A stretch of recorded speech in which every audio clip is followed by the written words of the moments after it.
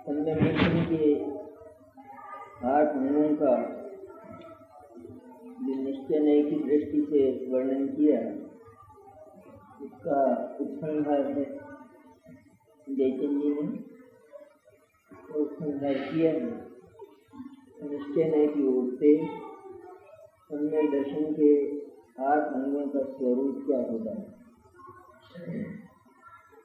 निशंकित की बात की थी। और दूसरा निकांक्षित है, जो कर्म फल की वांछा न करे तथा अन्य वस्तु के धर्मों की वांछा न करे, उसके निकांक्षित गुण होता है। सम्यक दर्शन का खास लक्षण है। एक बार सर्व सुंदर सर्वोत्कृष्ट आत्मा का अनुभव हो जाने पर सम्यक दृष्टि को आत्मा के अतिरिक्त किसी भी अन्य भाव की, अन्य द्रव्य की, अन्य के गुण की, अन्य की पर्याय की अपेक्षा नहीं रहती है। कर्म जो साथ में होते हैं, कर्म का उदय भी होता है, लेकिन वह इष्ट कर्म को चाहता हो, अनिष्ट को न चाहता हो, ऐसा भेद कर्म और कर्म के फल में सम्यक दृष्टि को नहीं होता। जो इष्ट फल को चाहता है वह अनिष्ट फल को भी चाहता है। जो अनिष्ट को नहीं चाहता तो वह इष्ट को भी नहीं चाहता।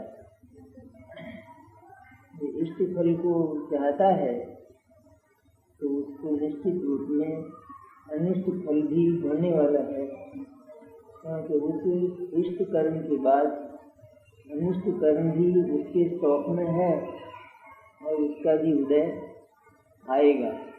इसलिए इष्ट और अनिष्ट, शुभ और अशुभ, साता अथवा असाता अथवा और जितने भी प्रकार के कर्म हैं और उन कर्म के उदय में होने वाले संयोग और कर्म के उदय में होने वाले भाव, उनमें दृष्टि भीतर से न तो उन भावों को चाहता है, कर्म के उदय में होने वाले पाप और पुण्य के परिणाम, न तो वह पाप और पुण्य के परिणामों को चाहता है और न वह साता असाता रूप शुभ और अशुभ भाव का फल है उसको चाहता है। इसलिए वह निकांक्षित गुण संपन्न होता है। सम्यक दृष्टि नहीं चाहने की बात वो बहुत व्यापक है, बहुत लंबी है। चाहने की बात बहुत संक्षिप्त और छोटी है। अपनी चाह का पता चल जाए तो जो नहीं चाहने की बात है वह चाहे कितनी लंबी हो, लेकिन उसका फैसला एक क्षण में हो जाता है। किसको नहीं चाहता है तो भले ही थोड़ा भेद करके विस्तार करके बताया जाए, लेकिन असल में तो जो आत्मा को चाहता है वो अन्य किसी को नहीं चाहता। बस इसमें सारी बात गर्भित हो जाती है। फिर भी क्योंकि जो अज्ञानी है वो वस्तु के, अन्य वस्तु के धर्मों को चाहता है और कर्मों को भी चाहता है। उसे साता अच्छा लगता है, असाता उसको बुरा लगता है। लेकिन जिसको साता अच्छा लगता है उसको असाता भी अच्छा लगता है। वैसे उसके भाव को देखा जाए तो बिल्कुल उसको उल्टी हो जाएगी असाता। असाता की कल्पना भी वो नहीं करना चाहता है। मेरे किसी असाता का उदय आए, अशुभ नाम कर्म का उदय आए, अशुभ गोत्र का उदय आए, ऐसा वो बिल्कुल चाहता नहीं है। लेकिन जो इसको चाहता है तो उसको भीतर से वर्तमान में चाहता हुआ न दिखाई देने पर भी असल में वह उसको चाहता है। जैसे व्यवसाय करने वाला है उसको लाभ बहुत पसंद होता है और नुकसान पसंद नहीं होता, लेकिन जिसने व्यवसाय शुरू किया तो उसको नुकसान नहीं होगा, नियम से होगा ही होगा ना, ऐसा तो नहीं हो सकता है, तो उसको लाभ ही लाभ हो। तो जिसने लाभ को पसंद किया उसको नुकसान भी भीतर से पसंद है। हम कहते हैं पसंद तो नहीं है, होता है, तो चूंकि उसको उसका एक पहलू, उसके पहले होने वाला जो लाभ नाम का पहलू है वो उसको पसंद है, और उसके बाद वो नुकसान नियम से आता है, तो उसने उसके लाभ को पसंद करने का अर्थ यह है कि उसको नुकसान भी देखना पड़ेगा। अगर वो समझदार है तो फिर वो लाभ को भी पसंद ना करे तो नुकसान से बच सकता है, लेकिन उसने लाभ को पसंद किया, इसका अर्थ यह है कि वो नुकसान को भी छाती से लगाए हुए है। भले विकल्प में वो ये किया करता हो नुकसान ना हो, नुकसान ना हो, नुकसान ना हो, ऐसा वो करता रहे, लेकिन सचमुच तो उसने उस नुकसान को भीतर से लाभ के साथ ही समेट रखा है। जिसको हंसना पसंद है उसको रोना भले ही बुरा लगता हो, लेकिन वो रोना उसको भीतर से चिमटा हुआ है उसमें हंसने में। सम्यक दृष्टि को कर्म और कर्म के भावों से कोई गरज नहीं है, क्योंकि वह ये जानता है कि कर्म के उदय में होने वाले भाव, उनसे मुझे क्या है, वे मेरा क्या लाभ, क्या फायदा करेंगे। मेरा जैसा स्वतंत्र जीव तत्व और इधर वो कर्म के उदय में होने वाले भाव, इनका कहाँ तालमेल है। ये भाव, पाप और पुण्य के भाव, ये तो होते हैं कर्म के उदय में, कर्म होता है तो ये होते हैं, और मेरा आत्मा तो कर्म से नहीं होता है। मेरा आत्मा तो कर्म के बिना ही स्वरचित और स्वावलंबी है। कर्म के उदय में होने वाले परतंत्र और पराधीन भावों को मैं क्या करूं, मेरे किस काम के हैं वो।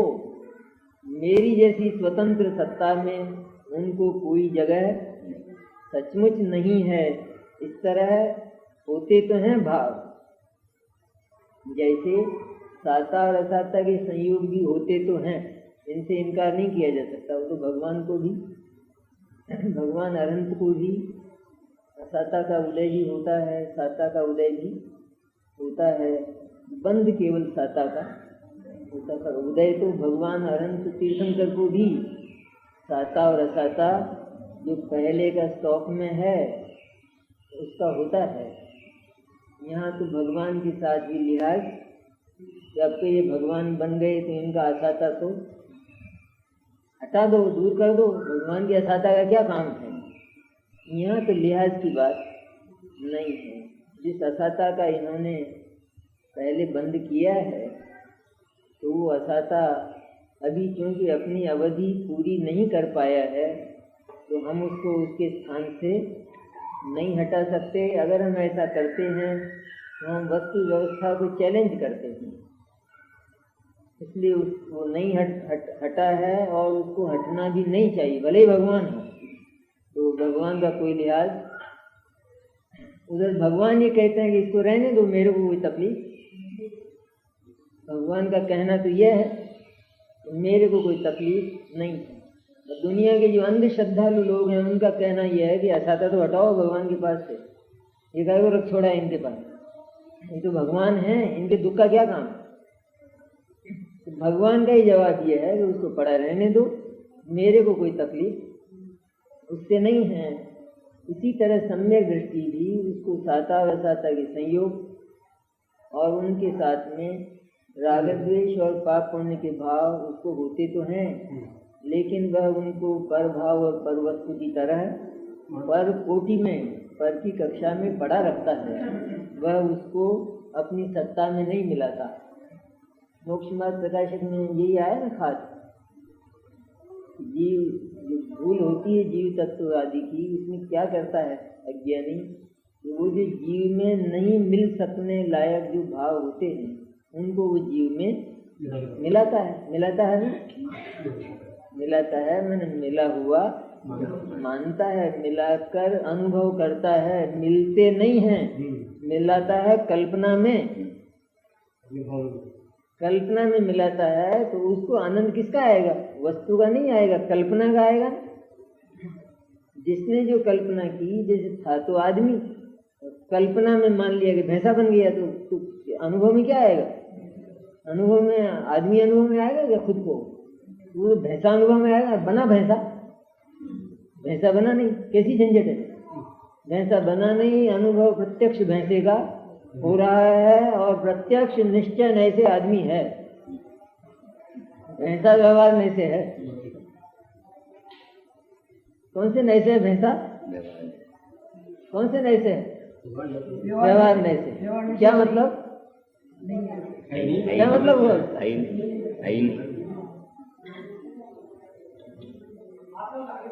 है नहीं। हाँ आगे आ जाओ, संख्या बहुत हो गई आज। क्या खाता का बंद? हाँ हाँ, खाता का बंद नहीं होता, घाटिया है ना, घाटिया कर्म है ना। और अभी जो बूंदा विकार है, हाँ, बंद का अर्थ उसको केवल आश्रव कहते हैं, ईजा पथ आश्रव, वो बंद भी कहलाता है, क्योंकि वो आत्मा के प्रदेशों का स्पर्श तो किया ना उसने, भले ही वो एक समय के लिए किया, लेकिन आत्मा के प्रदेशों का स्पर्श किया ना उसने कर्म ने, इसलिए बंद तो कहलाता ही है। जैसे यूं ही पुलिस ने पकड़ते ही छोड़ दिया, लेकिन आखिर पकड़ा ना, तो इसी तरह सातागाश्रय होता, वो बहुत अपने जो श्रेणी है ना, वहीं से ये काम शुरू हो जाता है। असत्ता पहले का बंधा हुआ है तो उसका उदय रहता है, जिसके कारण केवली को भी 11 परिचय बताए। यदि दूसरू भाव नहीं होते हैं ना भगवान को, बिल्कुल राग द्वेष नहीं है, वो भाव नहीं होते हैं, लेकिन 11 परिचय भगवान केवली को भी। इससे तो ये समझना चाहिए कि जो हमारा धर्म है वो इतना बेलिहाज है, इसको कोई भगवान का भी लिहाज तो नहीं है। अभी है तो सही भगवान, आपको भी दे। भगवान कहते हैं कि हमको तो कोई मतलब उनसे, हमको तो कोई उनका अनुभव होता नहीं 11 परिचय का, कोई भूख लगती हो, प्यास लगती हो, कांटे वाटे चुभते हों, कुछ हमको तो भले ही नहीं होते हों, लेकिन है तो सही। ऐसा बेलिहाज धर्म है जैन धर्म, लिहाज पालता नहीं किसी का। 63 प्रकृति तो नष्ट हुई, लेकिन ये अघातिया रहते हैं ना, अघातिया कर तो वो सब होता है। ईर्या पताश्रय होता है जो आते ही चला जाता है। मैंने वो बंध और उदय एक ही बात है, जिस समय बंध है उसी समय उदय, तो उसी समय उसका चला जाना है। जैसे रुका नहीं, तो पानी आया एक तरफ से और दूसरी तरफ से निकल गया, कहीं रुका नहीं, एक स्रोत से आया दूसरे स्रोत से निकल गया, एक सेकंड के लिए भी उसका रुकना जैसे चलता है, इस तरह ऐसा भगवान को भी होता है। इसका कारण क्या है? किसका कारण? जो आत्मा होता है, हाँ, भगवान के भी योग गुण का है ना विकार, शुभ योग कहलाता है, वैसे कषाय नहीं है, पर फिर भी क्योंकि शुभ कषाय के समय जिस प्रकार का योग होता है वैसा योग भगवान को भी विद्यमान है। कषाय तो है नहीं, शुभ कषाय वाले पुण्य वाले योग को तो शुभ योग कहते हैं, पाप के साथ होने वाले, पाप परिणाम के साथ होने वाले योग को अशुभ योग कहते हैं। तो भगवान के वो तो रहे नहीं, लेकिन उनका फल रह गया, फल रह गया उनका, इसलिए योग कहा जाता है। मनोयोग नहीं है, सिर्फ वचन और का योग। प्रदेशों का जो कंपन है ना, तो वो एक कमजोरी है नहीं, प्रदेशों के कंपन की भी एक कमजोरी है ना, क्योंकि आत्मा का स्वभाव निष्कंप होता है, सिद्धों के प्रदेश निष्कंप होते, और यहाँ प्रदेशों का कंपन है अंतिम, उससे कोई फर्क नहीं पड़ता, उससे उनके सुख में कोई बाधा नहीं आती, लेकिन है इतना विकार और इतनी कमजोरी, अभी शेष है, शेष नहीं होती, भगवान पूरे बन जाते, सिद्ध भगवान बन जाते, इतनी कमजोरी भी।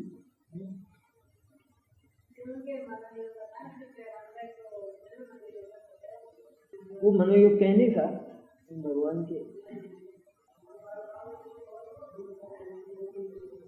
तो जो कर्म फल की वांछा न करे तथा अन्य वस्तु के धर्मों की वांछा न करे उसके निकांक्षित गुण होता है। सम्यक दृष्टि को निकांक्षित गुण अनिवार्य रूप से होता है और अपना मन ये साक्षी दे कि होना ही चाहिए। सम्यक दृष्टि को निशंकित और निकांक्षित गुण होना ही चाहिए, तो उसे ही ना हो तो किसको हो। जिस सम्यक दृष्टि ने सर्वोत्कृष्ट आत्म तत्व का दर्शन कर लिया तो अब उसको कांक्षा कौन सी चीज की रहेगी जगत में, तो आत्मा सर्वोत्कृष्ट है, उससे अधिक दूसरा कोई नहीं है। उसका दर्शन कर लेने के बाद फिर वांछा नहीं रहती है। बहुत अच्छा पकवान व्यंजन किसी ने खा लिया हो बहुत अच्छा, तो वो क्या कांक्षा करेगा, अभिलाषा करेगा उसकी फीके दलिए की या बिना नमक की मूंग की दाल की, उसको कांक्षा रहेगी, अभिलाषा नहीं रहती है बिल्कुल। इस तरह अनंत अनंत व्यंजन जैसा स्वादिष्ट पकवान शुद्धात्म तत्व उसका रसास्वादन जिसने किया उसको जगत के किसी भी पदार्थ की आकांक्षा नहीं रहती है। लोग के जो भद्र पुरुष होते हैं उनका भी ये स्वभाव होता है, लक्षण होता है कि वो अपनी वस्तु में सदा तृप्त रहते हैं, संतुष्ट रहते हैं और दूसरे की किसी वस्तु की कांक्षा अभिलाषा जो नहीं करते। ऐसे जगत में बहुत होते हैं, बहुत भले ही सामान्य बहुत कम साधन वाले लोग हों लेकिन इतने तृप्त रहते हैं कि उनको कभी ये विकल्प नहीं आता कि हमारे भी इतना पैसा हो जाए अथवा हम भी ऐसा खाएं अथवा हम भी इस तरह से रहें, ऐसा विकल्प उनको नहीं आता। ऐसी स्वाभाविक मंदगशाय भद्रता जैन तो क्या जैनों में भी ये पाई जाती है। अगर अपने को तो कोई अपन तो संतुष्ट है, जो मिला है उसमें हम संतुष्ट हैं। तो श्रावक का आता है ना उदाहरण, बहुत बहुत गरीब था जिसको सब्जी भी मुश्किल, इतना गरीब था। उसके यहाँ साधु आए और उसने उनको बहुत सामान्य आहार दिया, बहुत सामान्य आहार। साधु के मन में एक विकल्प आ गया, अरे भगवान जिनेंद्र का श्रावक इतना निर्धन, इतना गरीब, बस और उस समय उनकी निगाह पत्थर पर पड़ गई, चटनी के पत्थर पर। तो उधर तो वो साधु गए जंगल में और वो सोने का हो गया वो पत्थर। अब उसको कोई चैन नहीं, उसको श्रावक को बोले क्या है, कैसे हो गया, क्या हुआ? बोले ये तो महाराज की ही करामात है और मुझे ये चाहिए नहीं, मुझे इसकी जरूरत नहीं है। तो भागा भागा महाराज को ढूंढने गया कि वो वापस ले लो और मुझे उसकी जरूरत नहीं। इतना तृप्त, मैंने अपना उदाहरण ये अपने में इतने तृप्त, ठीक है जो कुछ भी हमें तो मिला, सब्जी भी नहीं मिलती तो रोटी के लिए पानी तो है ही है, पानी से रोटी बहुत आराम से खा सकते हैं और सब्जी क्या होती है। इतने अपने परिस्थिति में संतुष्ट लोग जो दुनिया में भी होते हैं, अजैन लोग भी, ये तो जैन धर्म जैनेश्वर का धर्म है। वो ये कहता है कि जिसने सर्व सुंदर वस्तु का दर्शन किया उसको अन्य की आकांक्षा थोड़ी, वस्तु के धर्म है। सम्यक दृष्टि को उसका स्पष्ट समाधान है। क्या समाधान है? कि जगत में जितने भी पदार्थ हैं और उनके जितने भी परिणाम हैं तो उनमें कोई भी अच्छा और बुरा नहीं है, कोई भी इष्ट और अनिष्ट नहीं है। मेरी आत्मा को कोई परिणाम कुछ अच्छा ही करे ऐसा जगत में एक भी परिणाम नहीं है। बुरा करे, मेरी आत्मा को दुर्गंधित कर दे, सड़ा दे, मेरी आत्मा में बदबू आने लग जाए ऐसा जगत में एक भी पदार्थ, और आत्मा में सुगंध आने लग जाए ऐसा है कोई पदार्थ? अज्ञानी क्या अनुभव करता है? जब इत्र लगाता है उसकी खुशबू आती है तो ऐसा अनुभव करता है जैसे आत्मा इत्रमय खुशबू वाला, जैसे आत्मा में खुशबू आने लगी हो, ऐसा अनुभव करता है। सम्यक दृष्टि तो ये अनुभव करता है कि आत्मा तो एकदम ही अलग थलग पदार्थ है कि उसको जगत की कोई चीज लगती ही नहीं। चीज तो लगती ही नहीं, पर असर नाम की, प्रभाव नाम की भी चीज जगत में नहीं है। मेरे आत्मा पर किसी भी इष्ट और अनिष्ट का असर नहीं होता है। इष्ट और अनिष्ट ये बोलता तो है वो, लेकिन मानता नहीं बोले तो काम न चले, कैसे पता चले? तो दुनिया जिसको इष्ट और अनिष्ट मानती है और कहती भी है, तो उसको वो इष्ट और अनिष्ट शब्द से बोलता तो है, जिससे दुनिया की ये समझ में आ जाए कि ये उसकी बात कर रहे हैं। इष्ट में अच्छी लगने वाली चीज, तो वो इष्ट जो पदार्थ है वह भी आत्मा को स्पर्श नहीं करता, इसलिए आत्मा के लिए जगत में कोई इष्ट नहीं, यूँ बोलता है फिर वो। इसलिए इष्ट नाम की चीज, तुम्हारा जो इष्ट है वो आत्मा के लिए बिल्कुल भी इष्ट नहीं है, और तुम्हारा जो अनिष्ट है वो आत्मा को तनिक भी अनिष्ट नहीं है, क्योंकि अनिष्ट और इष्ट ये आत्मा के लिए इष्ट और अनिष्ट प्रभाव नहीं करते, गुण नहीं करते, सहयोग नहीं करते, दूर ही रहते हैं। तो मुझे बेचारे इष्ट और अनिष्ट से क्या काम है, क्या मतलब है? मैं उनके प्रति ग्लानि करूं अथवा वे मुझे अच्छे लगें।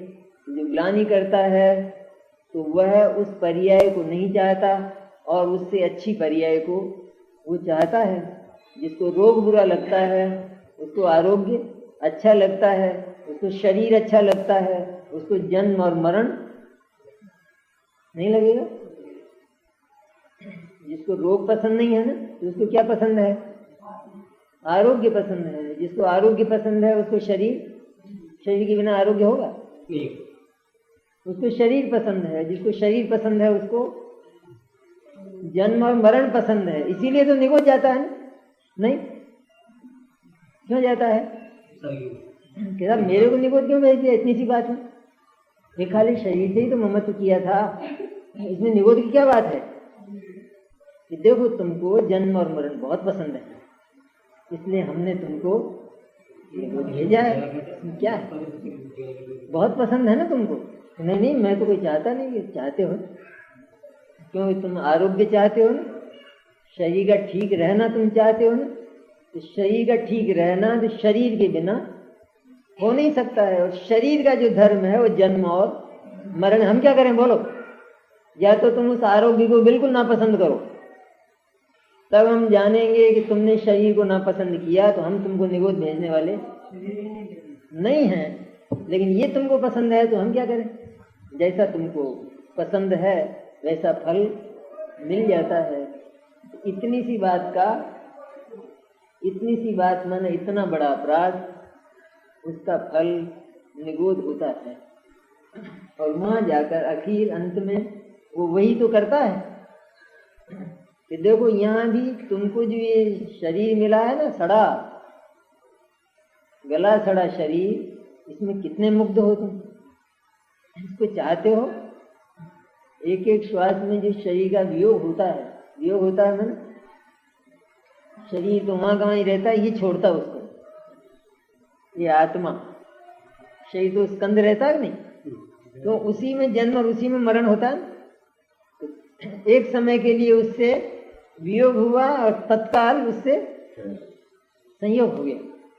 ऐसा एक एक श्वास में सब होता है ना। एक श्वास में तो बहुत समय होते हैं, एक श्वास में, और वो भी 18 बार। एक श्वास के 18वें हिस्से में जन्म और मरण होता है। तो क्या होता है कि शरीर तो वही रहता है, वो स्कंद अनंत जीवों का, वनस्पति का, और वहां बस आत्मा का उससे संबंध टूटा और फिर उसी में हो जाता है। इस तरह वही जन्म और मरण किया करता है। और क्योंकि शरीर के प्रति अगाध ममत्व है, तीव्र, और कोई ममत्व का विषय वहां नहीं है, तीव्र ममत्व है, इसलिए आकुलता प्रचंड गति।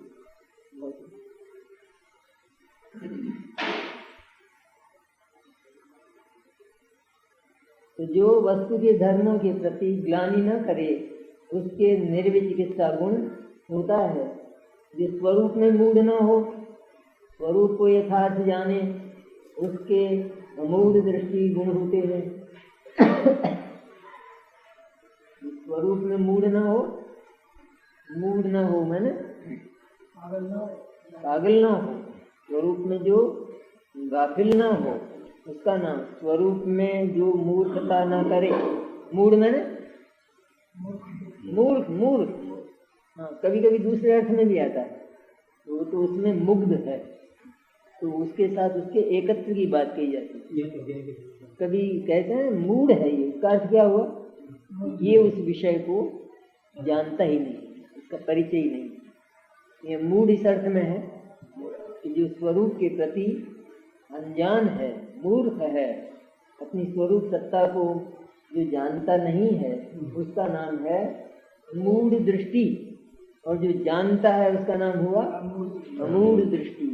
मूढ़, जो मूढ़ दृष्टि वाला अर्थात अज्ञानी मिथ्या दृष्टि होता है, उसको आत्मा के अतिरिक्त अन्य भावों में मुग्धता होती है, उनके प्रति वो मोहित होता है, उनमें लीन होता है। तो वो बिल्कुल वज्र मूर्ख है। जिसके पास आत्मा जैसा सुंदर तत्व है और जो अन्य भावों में मुग्ध हो रहा है, अन्य चीजों में, उससे बड़ा बेवकूफ और कौन होगा। इसी जगत की रीति तो यही रहती है, ऐसी की ऐसी, कि अपने पास जो प्राप्त वस्तु है वो तो दुनिया को हल्की लगती है और दूसरे की बढ़िया लगती, अच्छी लगती दूसरे की। इस तरह सर्व सुंदर आत्म तत्व वो अज्ञानियों के पास हैं, लेकिन उनको दुनिया की चीजें अच्छी लगती हैं और आत्मा अच्छा नहीं लगता है। साड़ियाँ आती है ना, साड़ियों की डिजाइन बहुत अच्छी अच्छी, पहले डिजाइन और उनकी क्वालिटी ये सब बहुत अच्छी अच्छी आई, इसके बाद कोई हल्की सी आ जाए, कोई पुराने ढंग की, तो उसी पे मन लग जाता है। देखो कितनी बढ़िया डिजाइन आई, कितनी सुंदर है। ऐसा होता है ना जीव, तो कोई उसे कोई सामान्य स्त्री पहन के आ जाए तो ये बहुत बढ़िया, तो अपने तो अपनी अच्छी नहीं है, पुरानी पड़ गई। इस तरह जो अज्ञानी है, उस सर्व सुंदर आत्म तत्व को जो उसके पास पड़ा है, जो स्वयं ही है, उस पर तो उसकी नजर है नहीं, उसको चाहता नहीं है और दुनिया के धर्मों की ओर आकृष्ट होता है। ये मूढ़ दृष्टि वाला मिथ्या दृष्टि है। जो अमूढ़ दृष्टि है वह किसी धर्म की ओर आकर्षित नहीं होता। लौकिक दृष्टि से कहें तो ये मिथ्या देवगुरु धर्म होते हैं, अथवा लोक मूढ़ता, देव मूढ़ता, गुरु मूढ़ता, ये 3 प्रकार की मूढ़ताएं। ये है उसका व्यवहार पक्ष। निश्चय पक्ष क्या है? जिस सम्यक दृष्टि को जगत में कोई भी मोहित करने में समर्थ नहीं है, जिसको आकर्षित करने में कोई भी, जो मुनिराज होते हैं ना, है किसी की ताकत कि आकर्षित कर ले। चक्रवर्ती के यहाँ भोजन करने जाएं तो किसी भी चीज पर आकर्षित होंगे ही नहीं। जैसे पाषाण है, बिल्कुल पत्थर, जैसे पत्थर पर असर नहीं होता, ऐसे उन पर प्रभाव नहीं होता है। इस तरह आत्म तत्व ऐसा है कि उस पर प्रभाव तो आज तक किसी का हुआ ही नहीं है। होता तो उसकी सुंदरता बिगड़ जाती, उसका स्वरूप बिगड़ जाता, लेकिन स्वरूप उसका ज्यों का त्यों सुंदर है, अछूता है, एकदम अलग अलग सुरक्षित, जिसको किसी का स्पर्श आज तक नहीं हुआ, ऐसा सर्व सुंदर आत्म तत्व है। उसकी शोभा और उसकी वृद्धि जो जगत के किसी दूसरे भाव से, दूसरे पदार्थ से, दूसरे धर्म से मानता है, और जो उस आत्मा के साथ अन्य धर्मों को लगाता है, अन्य विशेषताओं को, अन्य भावों को, दूसरे के परिणामों को, उनसे जो अपने आप को सुंदर मानता है, मूर्ख है वो, मूर्ख है। जैसे कोई जैन हो और वो ये कहे कि मुनि महाराज जो है वो नग्न अच्छे नहीं लगते, एक आध तो ठीक है, ये मूर्ख है नहीं है? जानता है स्वरूप को? बिल्कुल नहीं जानता है। यार भी वो तो उनका सौंदर्य जो है नग्नता ही है, अंदर से भी नग्न और बाहर से भी नग्न, ये उनका सौंदर्य है। इस तरह आत्मा का सौंदर्य है ये, तो किसी वस्तु का ग्राहक है नहीं।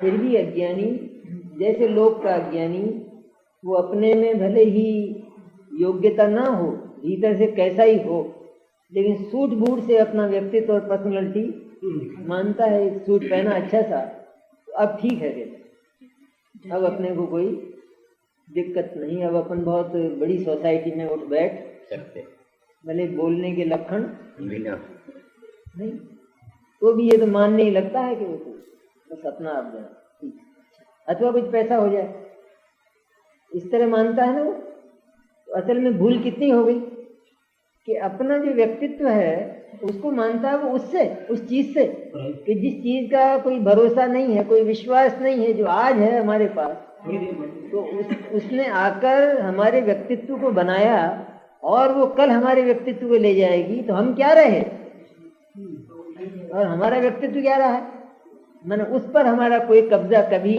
सदा के लिए ही समाप्त हो गया।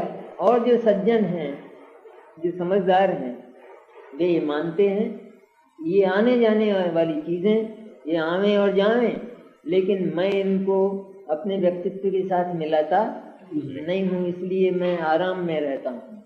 इसलिए मुझे सुखी रहना पड़ता है सदा ही, क्योंकि मैं इनको मिलाकर अपने आप को अनुभव नहीं करता हूँ। यदि मैंने इनको अपने में मिला लिया तो निश्चित ही दुर्दिन देखने पड़ेंगे, होते दिन आएंगे, क्योंकि ये जाएंगे और मुझे रुलाकर। ये कितना अच्छा हो गया, बात तो केवल इतनी सी रही ना कि उनका आना और जाना तो बंद नहीं हुआ, तो क्या हुआ, सिर्फ इतना हुआ कि उनको अपने में मिलाकर अनुभव करना इसने बंद कर दिया, और पहले ये उसको मिलाकर अपने में अनुभव करता था। काम सब सारा का सारा था। जैसे कोई अधिकारी है, कोई ऑफिस का अधिकारी हो, तो वह उस पद को अपने में मिलाकर अनुभव करे तो मूर्ख है वो, क्योंकि वो सर्विस तो एक दिन पेंशन को प्राप्त होने वाली है, तो वह अपने व्यक्तित्व को उससे मिलाकर अनुभव करे तो वो पछताएगा नहीं, फिर उसको तकलीफ होगी ना। लेकिन वह उसके होते हुए भी और वो सारा काम करते हुए, अपने अधिकारों का उपयोग करते हुए भी, वो इस सारी कक्षा को अलग रखता है, एकदम अलग। जितने भी ऑर्डर, जितने भी आदेश वो देता है, किसी को सजा भी देता है, किसी को पेनल्टी भी करता है, सब कुछ करता है नहीं, इस सारी कक्षा को एक तरफ रखता है, खुद न्यारा का न्यारा रहता है। तब ये पूरा का पूरा चला जाता है, और बाकी जो बचता है वो मैं हूँ। वो उस समय भी अनुभव करता है कि मैं इतना हूँ, बाकी ये सब, क्योंकि ये निश्चित ही आने वाला है और चला जाने वाला है, मैं कोई आने वाला और चला जाने वाला नहीं हूँ।